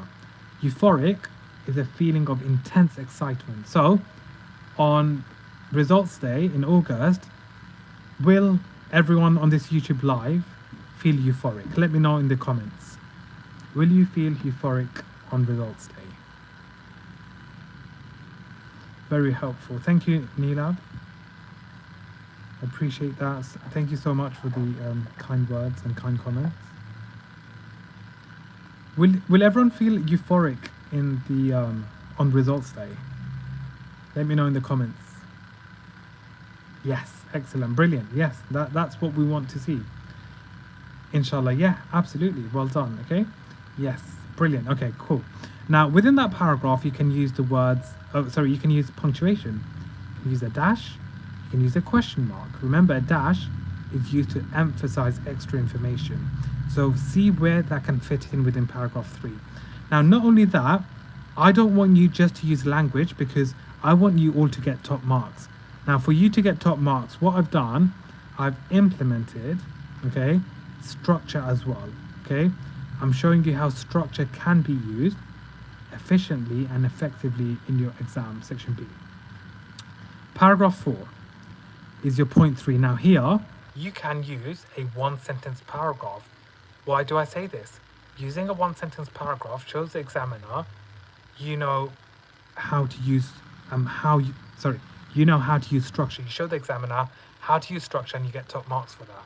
So depending on your question, if it's positive, if your answer is generally positive, you can use the purple sentence I've provided you with in purple. So you could say, a blessing which has changed lives, semicolon, meticulously touching the hearts of millions around the world. Say if you're arguing in favor of social media, is this a positive sentence that you can memorize? Is this a positive sentence that you can use as a 1-sentence paragraph? Yes, absolutely. So all you do, you memorize this and use it tomorrow. If your answer is generally negative and you're arguing that social media is it's toxic, it's a disease, it's this, it's that, you could use my 1-sentence paragraph in purple. A burden which has snatched lives, semicolon, obnoxiously scarring the hearts of millions around the world. And that's negative. Is that a 1-sentence paragraph that can be used to shift the focus? Is that a 1-sentence paragraph that will give you marks in terms of structure? Yes, absolutely. Okay, so that is something that you can use and follow. And and then paragraph 5 is where you counter the counter. What this means is you basically counter, meaning what some people may argue, okay, and you raise that within paragraph 5. So you can literally start that paragraph by saying, some may argue, ... and tell us what they will argue. But then you counter the counter, meaning you tell us why that counter argument is invalid, why it's wrong. So the next sentence, literally after that, the ellipsis here is for you to fill in, by the way. It would literally be, however, the next sentence, however, the reality is, ... and you tell us what the reality is. And within that paragraph where you counter the counter, you can use, is education a burden or a blessing? Yeah, that's just, yeah, that could work as well. That could work as well. That's completely fine. And then you can continue the rest of it. You can use an oxymoron and alliteration, okay? So deafening silence. By the way, I'll try to get back to your questions in a bit. I'm trying to multitask. Now, an oxymoron You can use an easy one, deafening silence. Any skeptical individuals will be greeted with a deafening silence. You can use this generic oxymoron to get top marks. Why do you think I say this? You're not in a braggadocious way, but you're showing your confidence. You're showing how persuasive your answer really is, okay? I mean, can you be dramatic? Someone's asking, what if I'm... Yes, you should be dramatic. Why should you be dramatic? Because that shows your level of confidence, and that shows persuasion as well. So if you are asking, can I be dramatic? Yes, absolutely. You have to, even if you don't feel it personally, you have to fake it. Fake the confidence and fake the drama as well for the sake of the exam. And also alliteration, so God's green earth, a simple example. Hyperbole, yes, that's correct. So alliteration, God's green earth, you can use as a simple example. You can use that for any section B writing task. Now, since you're giving the counter, fake it till you make it, yeah. Now, whoops, sorry. Now, since you're giving the counter, generally speaking, it would be quite negative. So what I've done, or what I've thought, is you can use some negative adjectives here, grade 8, grade 9 adjectives that will suit that paragraph. So we've got animosity. Animosity is showing hatred towards someone or something. And aloof is used to describe someone who's unfriendly. Are these words that you can use and memorize? Yes, absolutely. And finally, a hyphen and an exclamation mark. These are some types of punctuations that you can use in your paragraph 5 where you counter, okay? Now, what you've noticed, has anyone heard of the 2-2-2 rule? Again, a secret tactic or strategy that I've taught. Can someone let me know on the chat, what is the 2-2-2 rule? Has anyone heard of the 2-2-2 rule?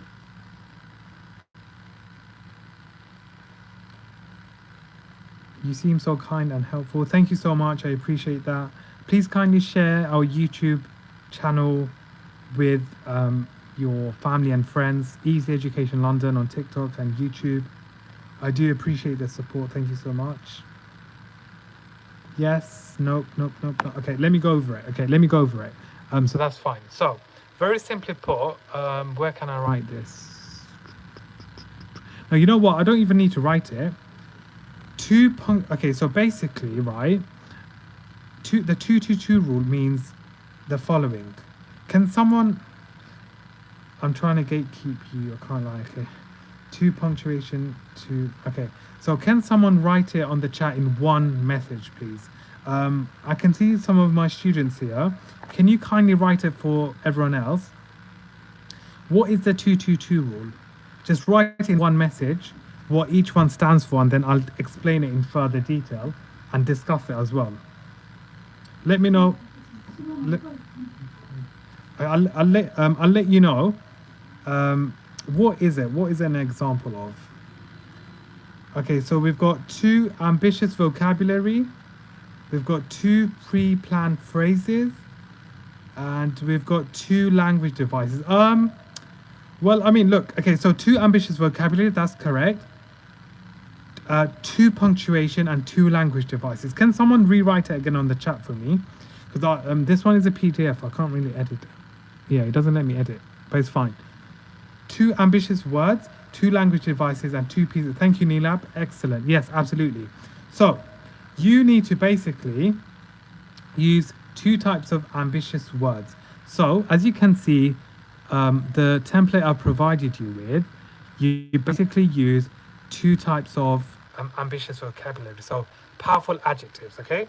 So that's 2, as you can see, animosity and aloof. And then after that, you use 2 language devices, which, for example, could include an oxymoron and alliteration. Excellent, well done. And finally, use 2 types of punctuation, a hyphen and an exclamation mark, okay? So this is something that you can follow. And the last and final paragraph, okay, is your conclusion, okay? Now, by the way, can you do more than 6 paragraphs? Yes, you can. It's up to you. But if you want to fit in an additional paragraph or 2, it may fit in maybe between paragraph 3 and paragraph 4, but it's up to you. You would know best. Now, let's say, for argument's sake, okay, your last paragraph is paragraph 6, is your conclusion. I'm going to use a cyclical structure. Do you remember I mentioned how, you're not just using language, you will also use structure for effect in your answer, because the top answer will, or a grade 8, grade 9 answer will use language and structure correctly. So, cyclical structure. What is cyclical structure? Can you let me know in the comments?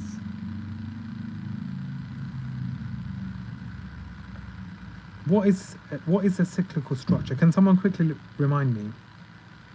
You best believe I'm using the whole menu, not just two. Okay.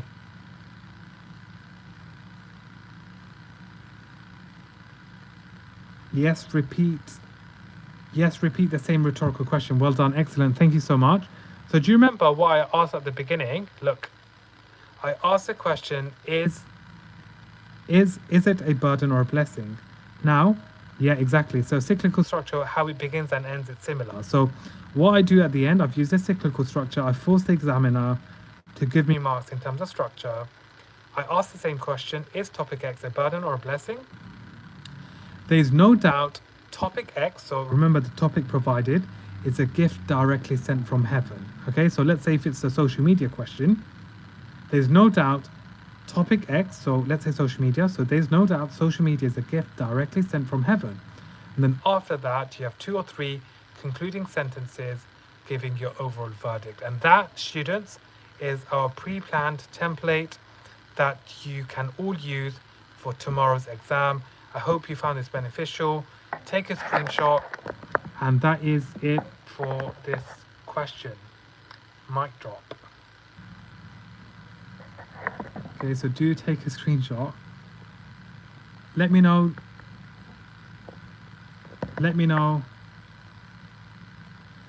if this is helpful. Let me know what you think. We'll run for another 10 minutes and then we'll be closing this live. This is for Section B writing for all exam boards. Section B writing for AQA, EdXL, OCR, EDUCAS.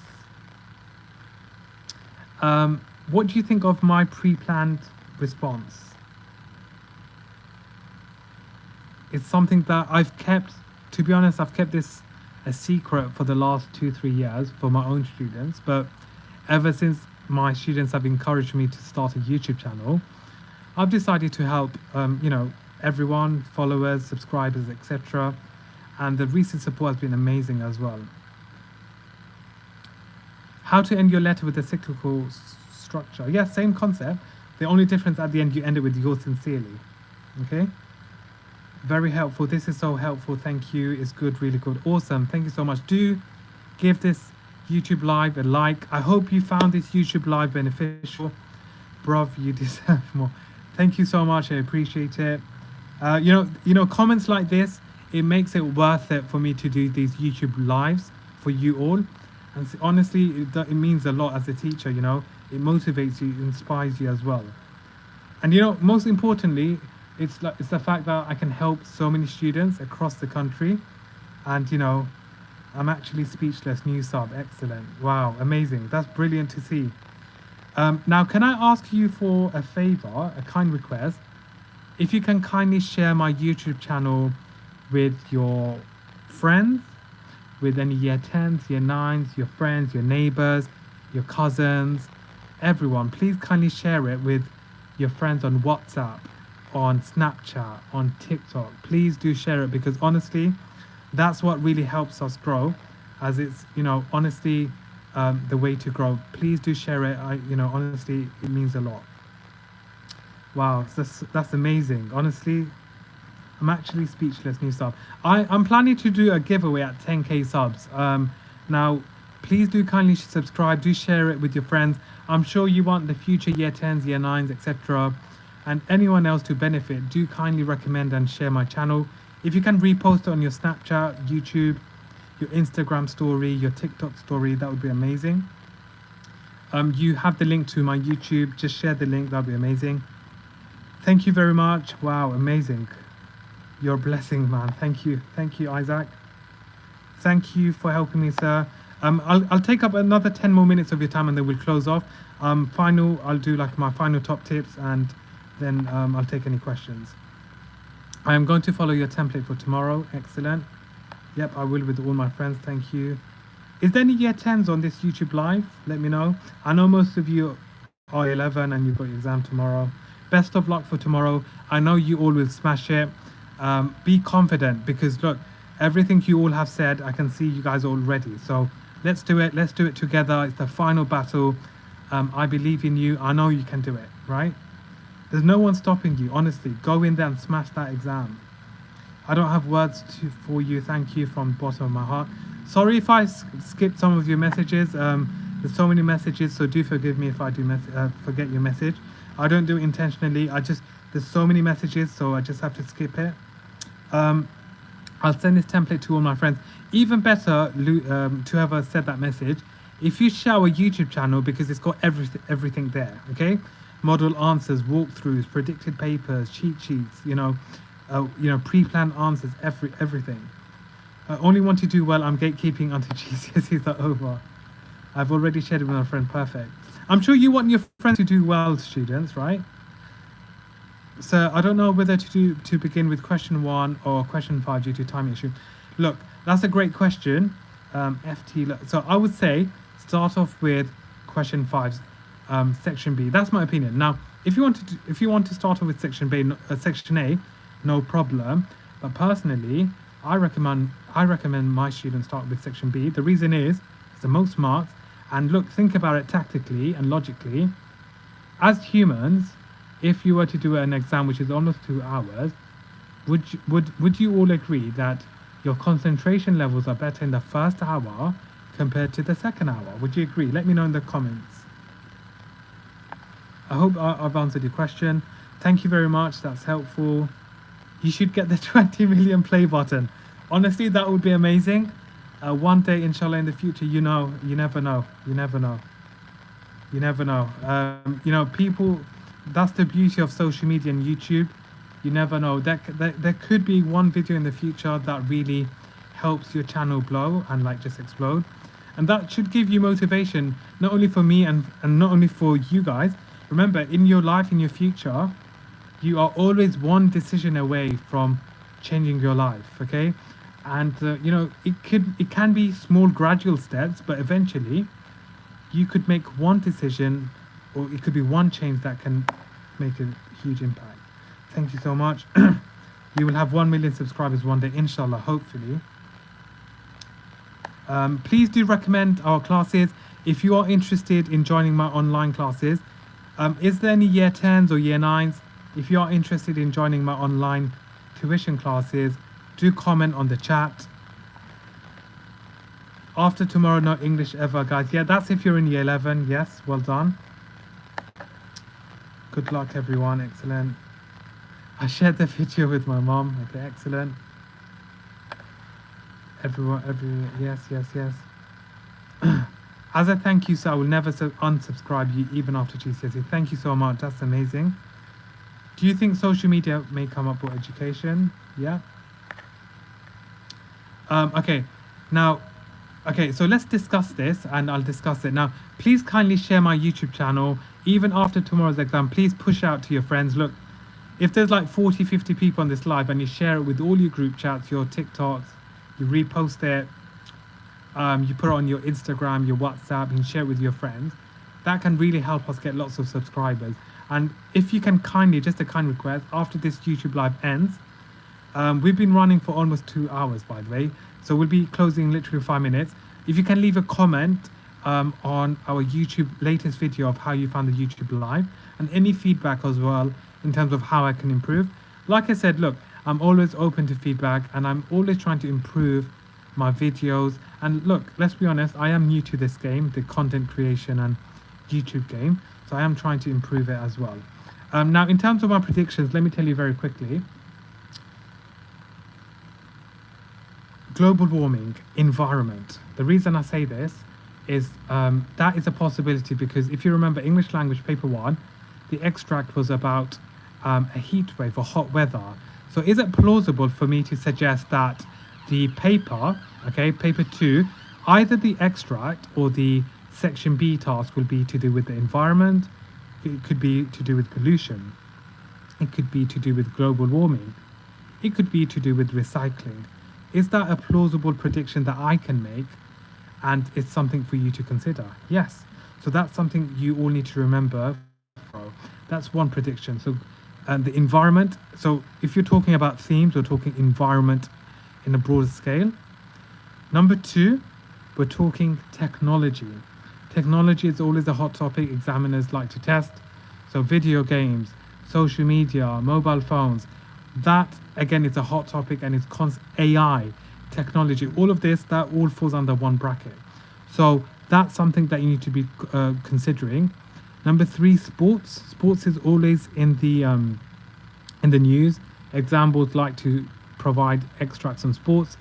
It could be cycling, it could be surfing, it could be driving, it could be football, it could be athletics, it could be on martial arts, it could be on a specific sport, for example, badminton or anything, okay? And it could be one from a 21st century and one from the 19th century, and they're comparing how sports was different. And then you could have a question on sports, okay? So that's the third one. So just to reiterate, you can make a note of, we've got the first one was in the environment, so global warming, recycling, pollution, etc. Number two, we've discussed already, is technology. Okay, so technology, social media, video games, mobile phones. Number three was sports. Number four, okay, if we go over number four, we're looking at education. Okay, number four is education, and number five is traveling. Now, traveling and holidays has come up many times, but to be honest, it's unlikely. But regardless, the predictions I've given you, these are possible areas. It may come up, it may not. Last year, I provided a prediction. If you joined, you'd see I got the question 5 prediction correct. Okay, now, it doesn't mean I'll get it correct this year. It could be. I predicted that it would be a question about the environment, specifically in pollution and cars. And guess what? The question, if you saw last year, June 2023, was about cars. So just keep that in mind. So this year could be to do with global warming and the temperature soaring and weather and how we can save the environment and things like that. Right. Get this guy to 10k before GCSE. Yeah, I mean, please do push our channel, share it with your friends. Do share it out on TikTok and YouTube and Snapchat. Please tell everyone to subscribe because we've got plenty more videos. What should we do in summer holidays? I would say if you can find a job, a part-time job, or see if you can make money on the side online. Look, we all have smartphones, we all have internet. That's the beauty. Use the internet to make money. I would say that's something that you should do during the holidays. And also relax, take time off, spend time with your family, do sports, learn a new skill, explore your city, explore our country. Can I plan mess at home today and memorize it for question 5? Yes, you can. Now, it depends on what the question is, but generally speaking, you can. You can come up with generic points. So you can pre-plan your mess. Yes, you can. Less than 12 hours left, no more English. Yep, I was hoping.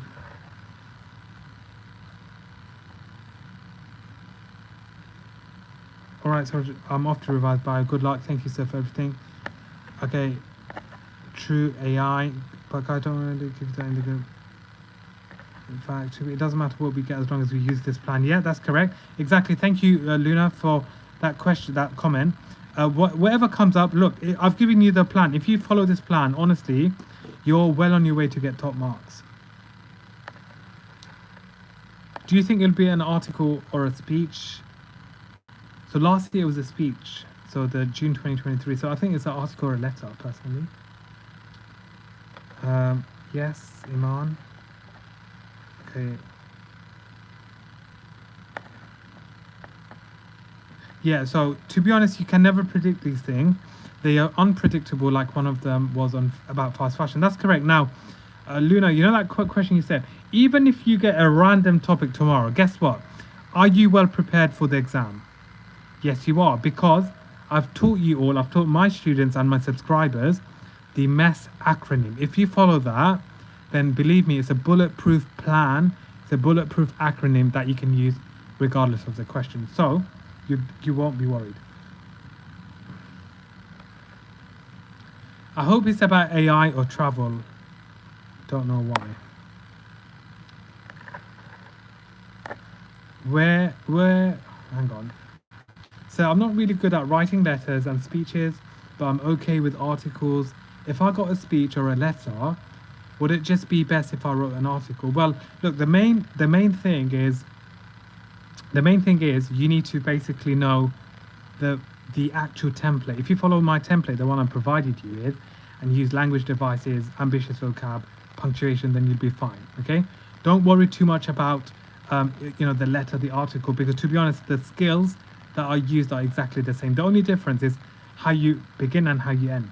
Okay, that's the truth. The rest of the text, the main body of text, is the same. Where are you originally from? Take a guess. Let me know. Thank you, sir. This helped so much. Good luck. Everyone will do amazing. Yes, absolutely. Well done. It doesn't really matter though, because the answers are in the question. Yeah, you can use that as well, possibly, to answer the question. Yes, guys, do YouTube and work. Easy money. What's the tuition thing? Yeah. So if you are in year 10 or year 12, if you're in year 11 and you're going into A levels and you want extra support with online tuition, we have fantastic teachers, qualified teachers teaching you all online classes. So if you need help for maths, English, science, GCSEs, A levels, do contact us. Visit our website www.easyeducationlondon.com. So you can book your classes, or you can email us as well. I'm nervous. I'll definitely use this acronym. Okay. So thank you so much, sir. Your help has been extremely useful. God bless you. Okay. Thank you so much. I wish you the best. I hope it really goes really well.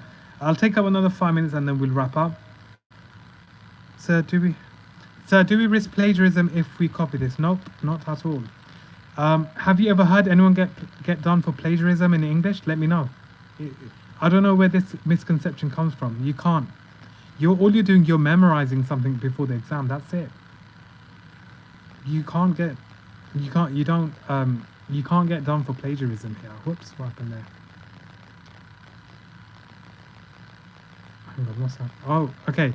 Right, we're on 5%. Okay, we are on 5%. So look, the tablet's about to die. So I'm going to have to end this YouTube live. So what I'd like to say, thank you so much for tuning in to my YouTube live. I hope you have benefited. Let me know in the comments what you would give this YouTube live. A comment, a score out of 10. Let me know, out of 10. How did you find this YouTube live? To those of you who stayed since the beginning, I think that would be a fair way to judge this YouTube live. So this is something for you to provide feedback regarding. And best of luck for tomorrow's exam.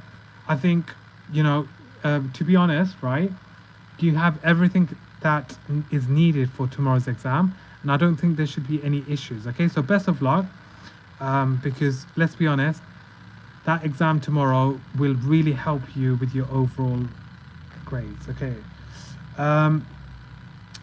11 out of 10. This is amazing. Thank you, sir. Excellent.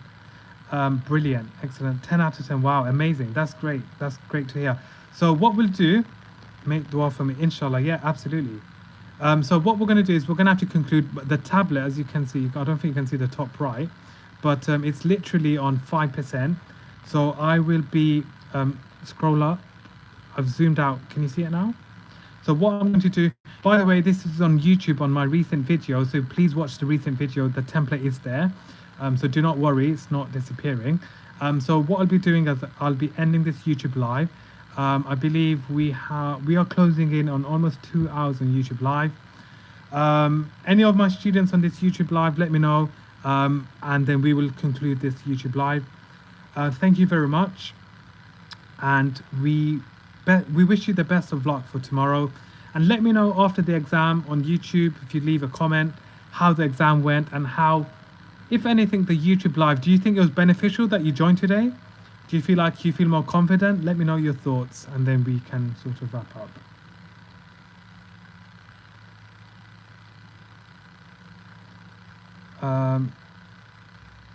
Could you scroll? Yeah, I've gone over it.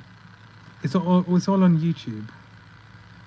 Sir, do you need a thumbnail designer? No, unfortunately, I've already got an editor. Do you think the topic will be global environment, health, lifestyle, mobility? Now, I think it'll be between global, the environment and global warming and healthy lifestyle, etc.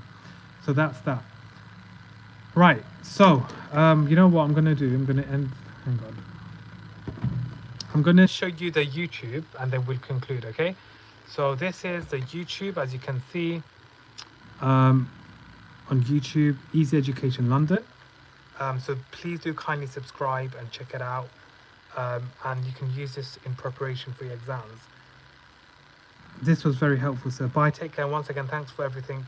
Keep continuing what you're doing, sir. Going to help the next year's. Thanks. Excellent. Thank you so much for that kind comment. I do appreciate it. And honestly, like comments like this, it keeps you going. I feel so much for comment now. Thank you so much. Okay, cool. Right. So that is it for today's YouTube Live. Class of 2023-2024. I wish you the best for the future. Like I said, do kindly give us a follow and subscribe on YouTube, Easy Education London. Do follow us on TikTok as well, Easy Education London, and also Instagram as well. And if you're interested in A-level tuition, GCSE tuition, do contact us via our website, which is www.easyeducationlondon.com. So if you are interested with A-levels tuitions, do contact us today. As you can imagine, we have fantastic, amazing qualified teachers who teach online, helping you prepare to get the best possible grades. Okay. So, I would say take rest now.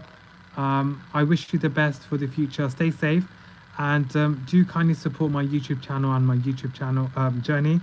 It does mean a lot. Okay. So thank you very much. All the best.